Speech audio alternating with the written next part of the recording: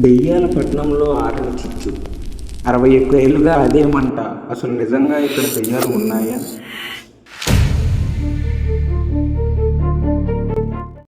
ఏ పట్నం అయినా మనుషులు ఉన్నంత వరకే అందంగా ఉంటుంది. ఒక్కసారి జనాలు మొత్తం వెళ్ళిపోతే ప్రశాంతతతో రాజ్యం ఏలుతుంది. క్రమంగా దెయ్యాల పట్టణంగా గుర్తింపు తెచ్చుకుంటుంది.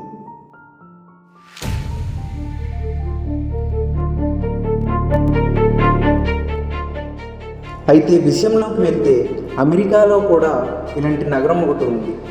ఎవరూ లేని ప్రాంతానికి మీకు వెళ్ళడం ఇష్టం ఉంటే ఇది మీకు బాగా నచ్చుతుంది.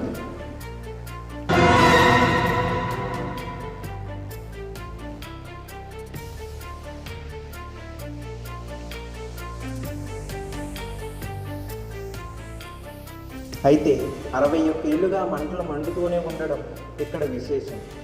అందుకు ఏ అంశాలు కారణమయ్యాయో, ప్రజలు ఎందుకు ఆ పట్టణాన్ని వదిలేసి వెళ్ళిపోయారో తెలుసుకుందాం.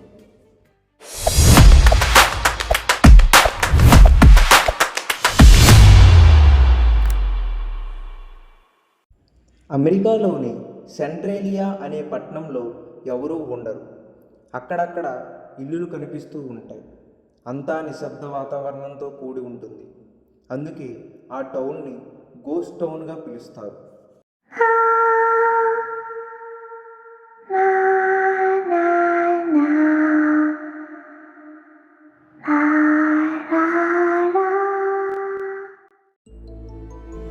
పెన్సిల్వేనియా రాష్ట్రానికి తూర్పు తీరంలో ఉంది సెంట్రేలియా.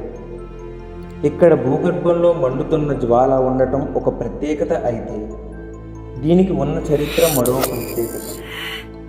నిజానికి ఇది ఒక మైనింగ్ టౌన్.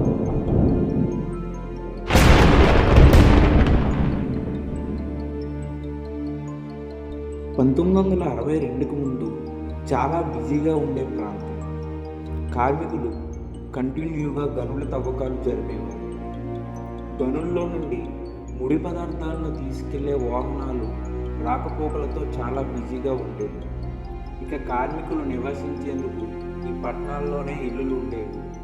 రోజు ఉదయం నుంచి రాత్రి వరకు అందరూ కష్టపడి సెంట్రేలియా భూగర్భాన్ని తవ్వుతూ ఉంటారు.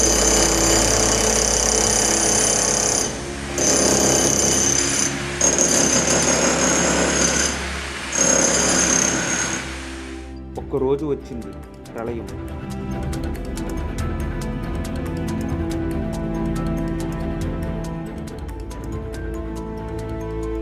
(1962) మేలో ఒకరోజు బొగ్గు గనుల దగ్గర ఒక్కసారిగా సైరన్లు మారుమోగాయి.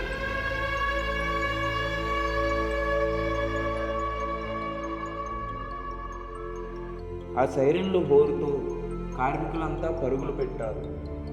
అందరిలోని ఒకటే ఆందోళన, ఏం జరిగింది అని గనుల నిర్వాహకులను అడగగా ఒక చేదు వార్తను వేగంగా చెప్పాడు. భూమి లోపల కొన్ని వేల అడుగుల లోతుల్లో జ్వాలాగ్ని చెలరేగిందని, అది గనుల్లోకి వస్తుందని చెప్పడంతో కార్మికులు ఆశ్చర్యపోయారు. వెంటనే అధికారులందరినీ అక్కడ నుంచి వెళ్ళిపోమని ఆదేశించారు.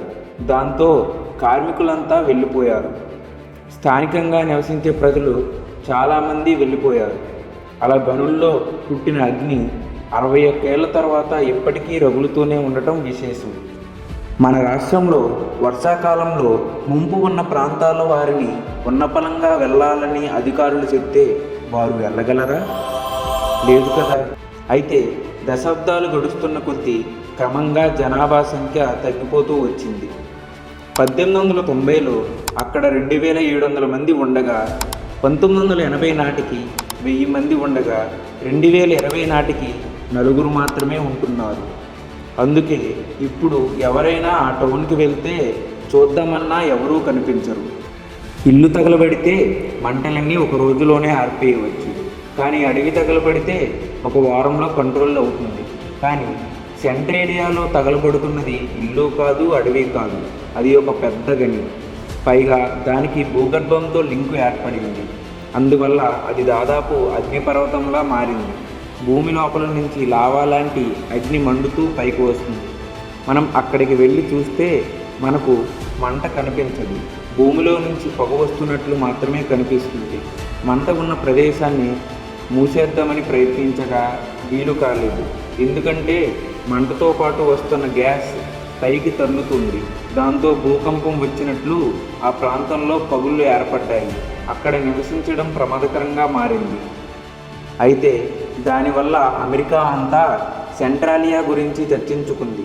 విషపూరితమైన గ్యాస్ కారణంగా అక్కడికి పర్యాటకులు ఎవరూ రావద్దని అధికారులు చెబుతున్నారు. అందుకే దీన్ని గోస్ట్ టౌన్గా పిలుస్తారు. ఈ వీడియో మీకు నచ్చినట్లయితే ఒక సబ్స్క్రైబ్ చేసుకోండి. అలాగే మీ ఫ్రెండ్స్ అండ్ ఫ్యామిలీకి షేర్ చేయండి.